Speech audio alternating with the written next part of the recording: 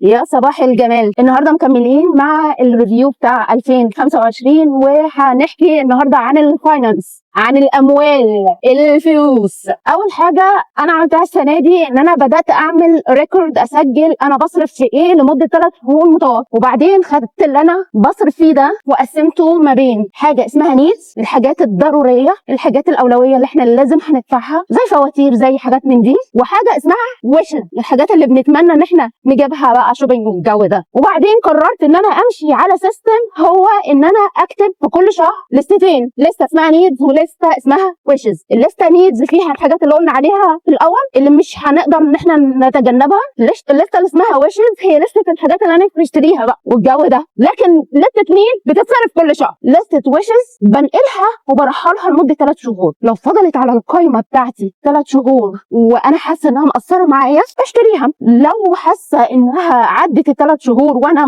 مش فارقه معايا قوي في حياتي فتمام بلغيها، يعني عايشه من غيرها والدنيا تمام حلوه معايا خلاص انتهى. فدي حاجه. طيب الفلوس بتاعتها بقى بعمل بيها ايه؟ بعمل بيها حاجه من اتنين، يا بحطها كسينكينج فاند، يعني رصيد طوارئ لو احتجت ان انا اعمل حاجه او بقى في حاجه مهمه جدا او كده عندي يبقى معايا فلوس ليها، ظرف من اي الاظرف، ظرف صحي او ظرف باي مكان، عايزه اعمل نظاره حلوه زي دي يعني، يبقى ده الفاند بتاعها، ده التمويل بتاعها. ما احتجتهاش خالص بتروح للسيفنج، للادخار. ودي الدروس الماليه اللي انا خدتها من 2025 وناويه اكملها في 2026. والسلام.